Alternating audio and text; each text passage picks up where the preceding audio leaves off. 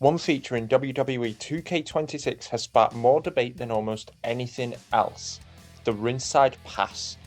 Some players see it as a smart evolution, others think it's an unnecessary shift away from what already worked. So today, we're breaking it down properly. What is it? How does it work? What's free? What's paid? And most importantly, is it actually worth it? No hype, no outrage, just a clear explanation so you can decide for yourself. Welcome back to the Riot Kick YouTube channel. I'm your host Hawks, and today we are talking about the Ringside Pass. Now, if you want more on WWE 2K26, the latest news, debates, rumours and everything else, then make sure to hit that like button and don't forget to subscribe to the channel and turn on that notification bell so you don't miss an upload. So at its core, the Ringside Pass is a season-based progression system. Rather than buying traditional DLC packs, WWE 2K26 now delivers content through seasonal reward tracks, tier-based progression, and a mix of free and premium unlockables. You progress simply by playing the game, completing matches, finishing challenges, and engaging with different modes. This is a live service approach, and it represents one of the biggest structural changes to how WWE 2K delivers content. And naturally, changes like this tend to divide opinion. So let's break down how the tiers actually work. The Ringside Pass is split into two tracks: 60 free tiers and 40 premium tiers. The free track gives players access to rewards just for playing. But, and this is important, the headline content largely sits inside the premium track.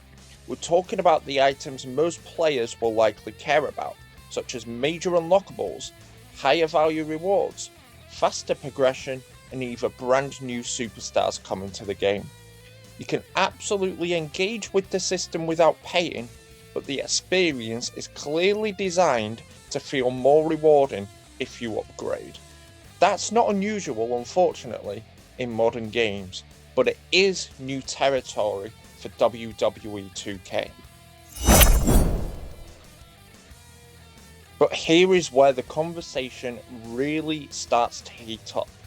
Each Ringside Pass is tied to a season, and there are 6 seasons overall through the launch of WWE 2K26.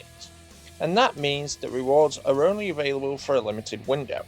If you don't play during that season, you will fall behind on the whole content structure entirely. This introduces something modern games rely on heavily: FOMO, the fear of missing out. Now compare that to WWE titles previously. When you bought DLC, you owned it permanently, you played it whenever you wanted, there was no ticking clock. Now, access is tied not to just a purchase, but to participation. For highly active players, that can feel really engaging and rewarding, but for casual players, it can feel absolutely restrictive. So let's simplify the difference. The old model was straightforward. You paid once, you got the content, and got to keep it forever.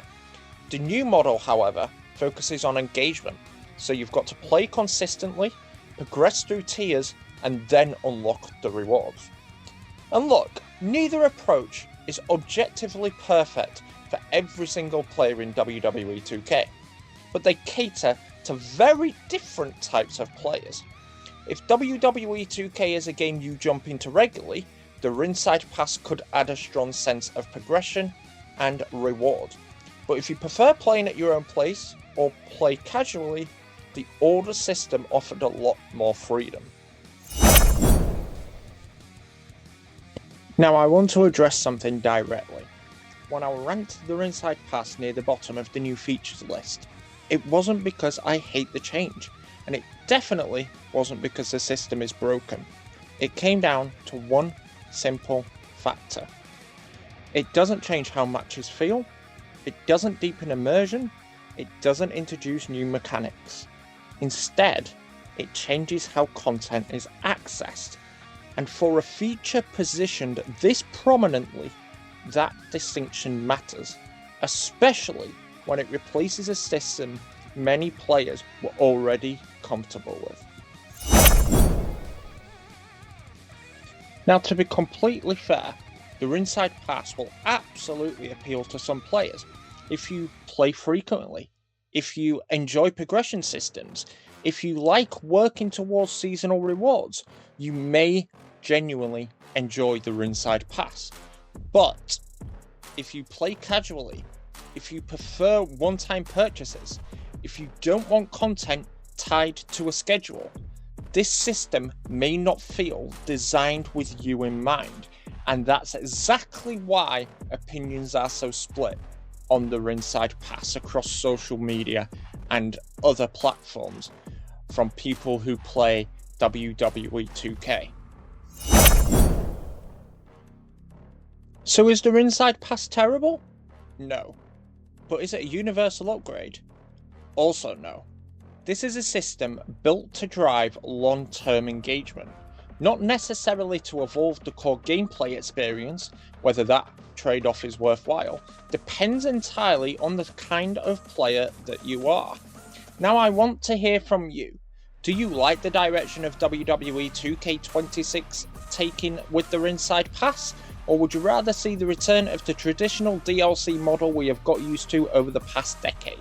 And if you haven't already, check out my full ranking of every new WWE 2K26 feature linked in the description down below. Plenty more WWE 2K coverage is on the way, so ensure that you do subscribe to the channel and turn on those notifications to make sure you don't miss an upload. This has been Hawks signing off at Riot Kick.